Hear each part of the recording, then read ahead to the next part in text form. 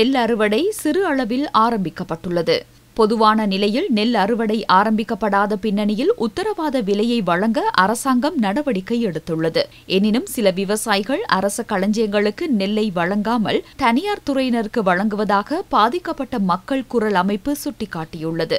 இதேவேளை தற்போதைய நிர்ணய விலையிலும் பார்க்க குறைந்த விலையில் அரிசி விற்பனை செய்யப்படுவதாக மர்தகாமுள்ள அரிசி வர்த்தகர்கள் தெரிவித்துள்ளனர்.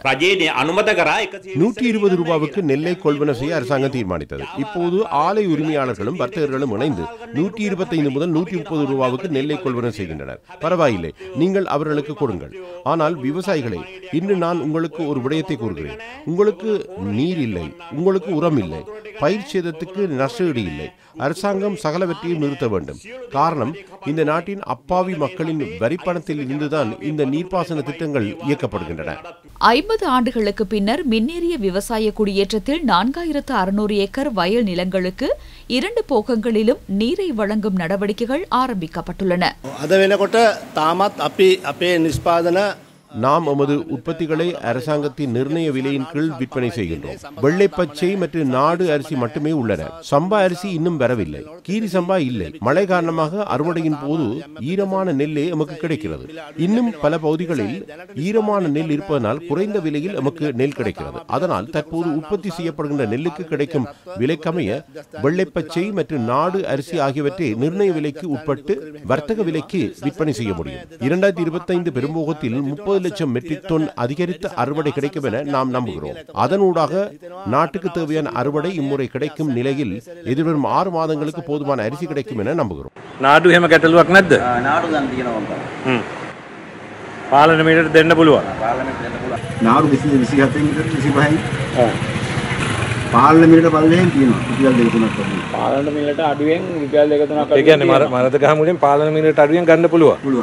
D26 நீண்ட காலமாக அபிவிருத்தி செய்யப்படாமையினால் விவசாய நடவடிக்கைகளை மேற்கொள்ள முடியாமல் விவசாயிகள் பெரும் சிரமங்களுக்கு உட்பட்டிருந்தனர். பெரும்போகத்திலும் பார்க்க சிறுபோகத்தில் நீர் பிரச்சினைக்கு விவசாயிகள் முகம் கொடுத்தனர்.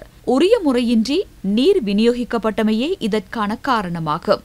விவசாயிகளின் கோரிக்கை மற்றும் நீர்ப்பாசன திணைக்களத்தின் தலையீட்டினால் மகா எல ஆறு அபிவிருத்தி செய்யப்படாமையினால் விவசாய நடவடிக்கைகளுக்கு தாமதமின்றி நீரை பெற்றுக்கொள்ள முடிந்ததாக விவசாயிகள் தெரிவிக்கின்றனர்.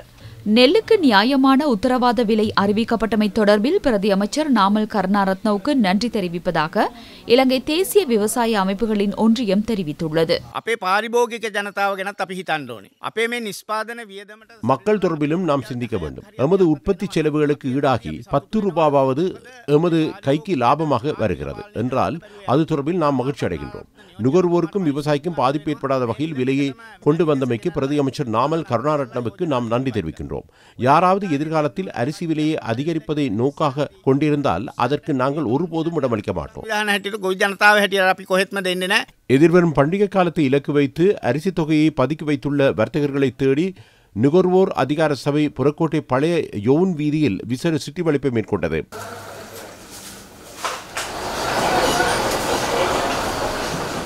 உளவு பிரிவினூடாக கிடைக்கப்பெற்ற தகவலுக்கு அமைய இந்த சுற்றி வளைப்பு மேற்கொள்ளப்பட்டது. இங்கு ஒருவரை அனுப்பி மொத்த வர்த்தகர்களிடம் கீரி சம்பா இருக்கிறதா என கேட்டதன் பின்னர் பாவனையாளர் அலுவல்கள் அதிகார சபை அதிகாரிகள் அங்கு சோதனை செய்து அரிசி தொகையை மறைத்து வைத்திருந்த வர்த்தகர்களுக்கு எதிராக வழக்கு தொடர்ந்தனர்.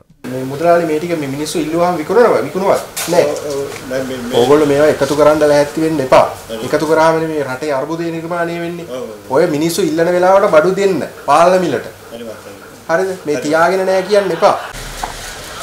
අපේ සර්චන් එක අපිට මේ අයිටම් එක තමයි මේ ඔව් බලන්න ඇදලා ගන්න. කේස් එකට සම්බන්ධ වෙන්නේ හොඳ? මේ කිලෝ 5 අරලිය. ඔව් නේ? කිලෝ 5 අරලිය කීරි සම්බන්ධ. කොච්චරද? තාම කොටගෙන නෑ මම ඉවර පස්සේ නෑ කිව්වා. තියාගෙන බඩු නෑ මම ඒ පස්සේ බලන කොට මේ අතුලේ තියෙනවා අතුලේ තියෙනවා. මම කරන්නේ මල්ලියන්න. ආ පොලිසිය වුණා විතරයි නෑ. ඔය පැවන මොනේ පැත්තට ගන්නව මම කැමති නෑ මම සීලෙන් இඳලා